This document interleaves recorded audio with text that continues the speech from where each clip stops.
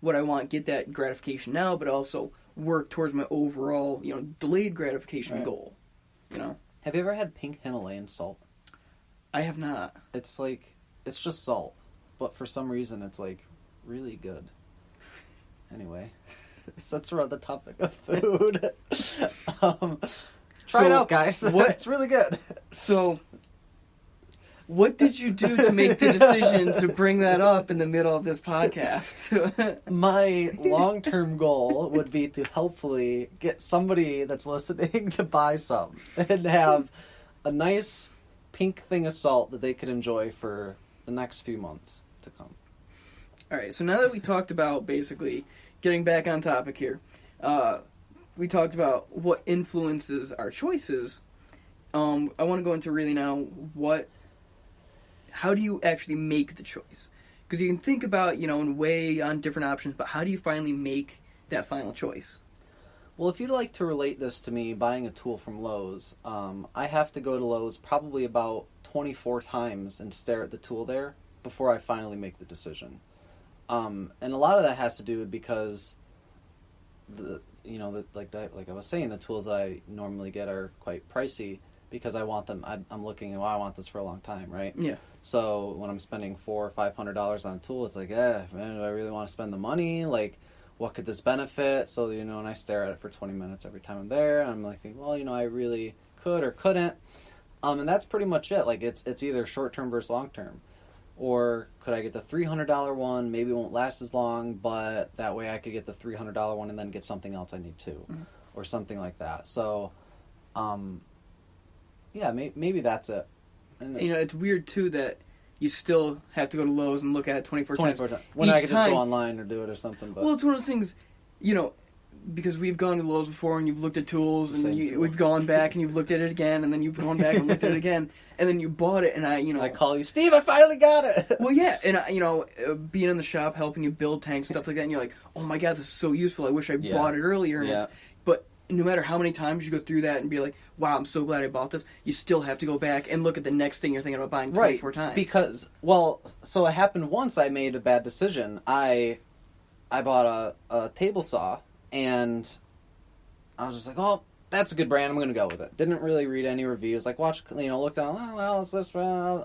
Oh, screw it, I'll just get it. It's got to be good, right? It's $500. Turned out to be the worst decision I've ever made. Luckily, I was able to return it and get all my money back, because then I spent $600 or $650 or whatever and got something that was just exponentially better and absolutely the best. I would buy it again if I had to in a heartbeat, and that's one of those things. I hate when it is a bad decision, especially if it's a costly item, because who likes to spend $500 on something like this is junk? I can't even use it now, Yeah, so that's it. Okay. What about for you? So for me, a lot of times, I find when you go with your gut instinct, that's the best way to go. So elaborate more. I feel like whenever we're given a choice in life, deep inside you have basically a feeling of what you should choose. But sometimes it's a battle of, mental versus emotional, decision making, where, your heart is saying you should do one thing and your head is saying, a lot of times your head, your mindset, sometimes it really analyzes the risk in doing something. Financial is usually the biggest risk. Mm-hmm.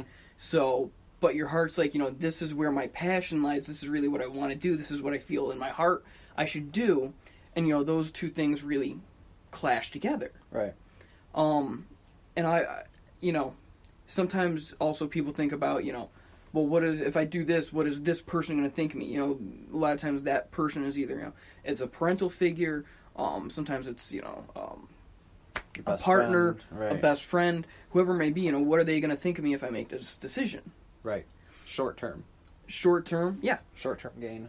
And, that's why you really have to put, what are people going to think of me out of the way. As difficult as it is, in my opinion, you really have to put that out of the way, because in the end, it's about you and your happiness. Mm-hmm. And if you're making decisions based on what other people are going to think of you, or what you think other people would think of you, and that's the thing too, is It's what you think other people are going to think of you, not necessarily what they are going to actually think about you. Yeah.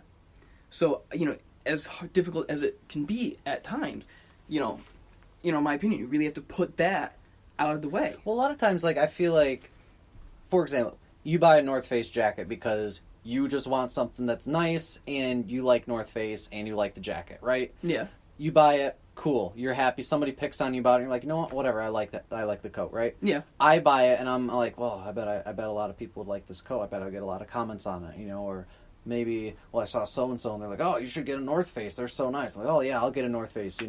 That maybe not be the best reason to where maybe you're not in the financial position to do it, or maybe you don't like North Face or something. You know what I'm saying? But like, yeah, making a decision because you think that somebody else is gonna look up to you or, whatever. Don't make your decisions based on the peer pressure factor, basically. Yeah, and if you have to make a purchase or we're talking a lot about purchasing here, but like if you have to make a big decision based on the perception of others and what you don't even like. I don't care if anybody says I have too little or I have crappy tools or something. I don't care.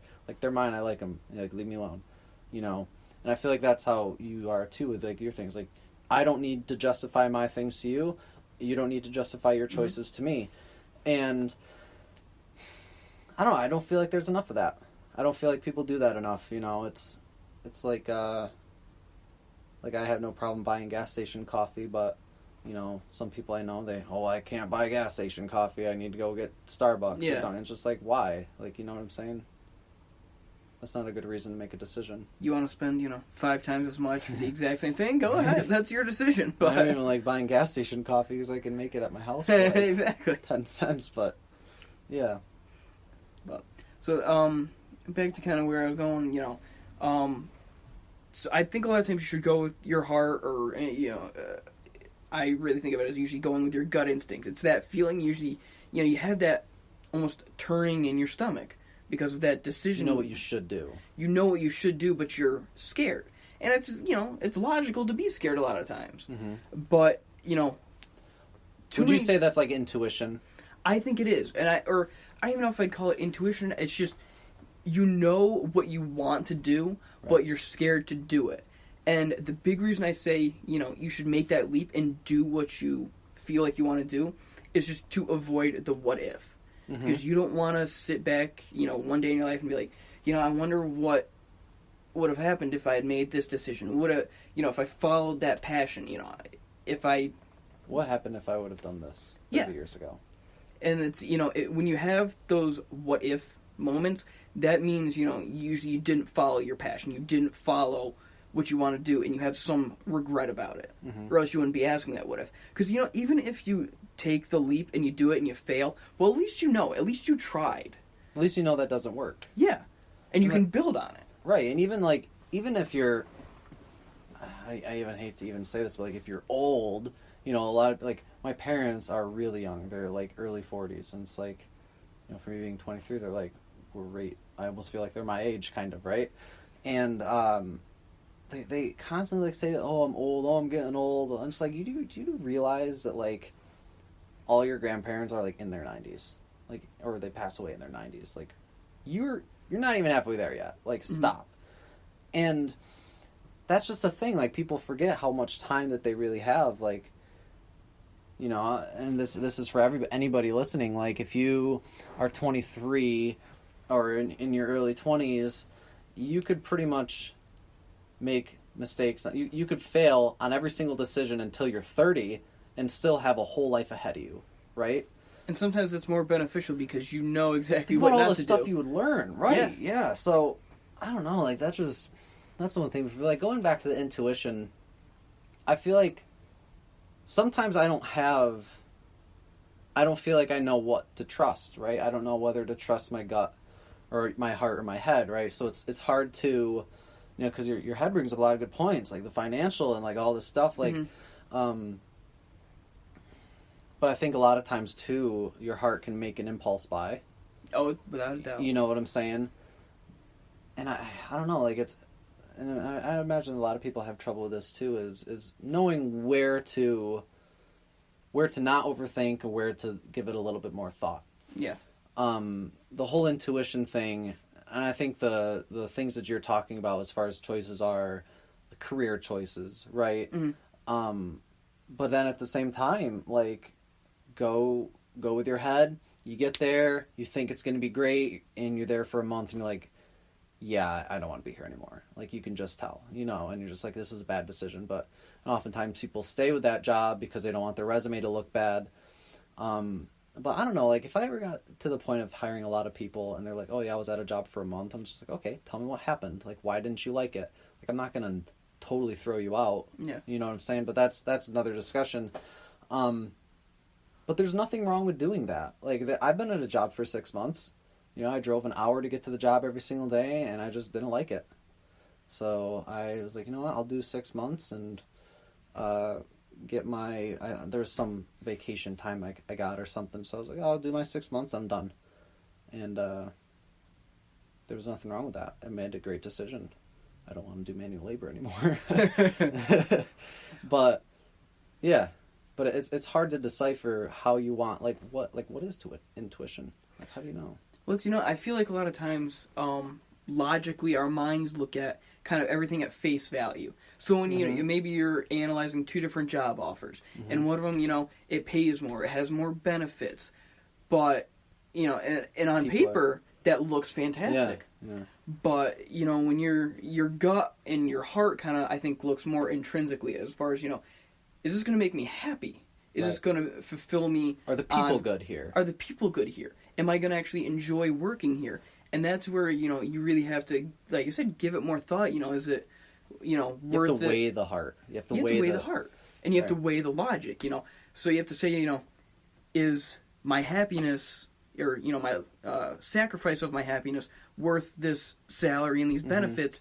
Or would I rather take that little bit of a pay cut and wake up every day fucking stoked to go and work? Right. And it'd be like, oh, I can't wait to see Josh at work today. Right. Yeah. Whatever it is, you got to weigh, what in the end is going to make you happy and what's the best for you. What's going to really bring you quality of life and happiness. Yeah. And, there's a balance in that, too. There's times where, you have to override your heart and say, well, my 20-year decision is to, I don't know, have a cabin on a lake. So I'm going to need to suck it up for a couple years at this job, no matter how much it sucks, but it does pay more, So I'm going to suck it up for the next couple years and save up the money I need to get that 20 years down the road, or whatever it is. You know what I'm saying? And that's fine too. It's just that's a huge gray area. So it's like you can't even make a blanket statement on any part of that. But it just really comes down to that situation, and at the end of the day, you just got to do something that. And I'm noticing a shift. I mean, I get it, we're young, but I'm really noticing maybe it's a huge shift that's been happening, or it's just starting to happen. But people are more than willing to take the pay cut to be happier. And normally you don't, I feel like 10, maybe even 20 years ago, listening to my parents talk, that was the thing, get the highest paying job you can get. My uncle gave me probably some of the best advice. I was already 2 years into college at this point. I wish he gave it to me a little sooner. It was, don't look at the job that you want, because you're probably going to be miserable anyway. Look at how much money you want to make and get a job that makes that much money. And that kind of goes against what we were just discussing, right? But, what's the type of life you want to live? And that's a huge long-term decision, right? And I feel like a lot of people in the pre-college stage have no idea. They well, I want to be a basket weaver because I really like basket weaving. It's like, okay, so now you got to think a little logically. Is that something that's going to really... Is it going to pay the bills? Right. So look at the salary. Look at how happy you want to be. Maybe... maybe that is something that, well, I just want to be happier. So, okay, then take a different route. Look at something that's going to make you happy versus the money aspect of it. But yeah, it's, honestly, if I had the choice, I probably wouldn't have gone to college. But, that's a while ago now. But it's just that was a hard contrast of what we were just discussing, sort of listening to your heart and doing what the heart wanted to. But at the same time, I think that, having this sort of contrast of thinking the hard long term of the financial. 'Cause I think that's what everybody's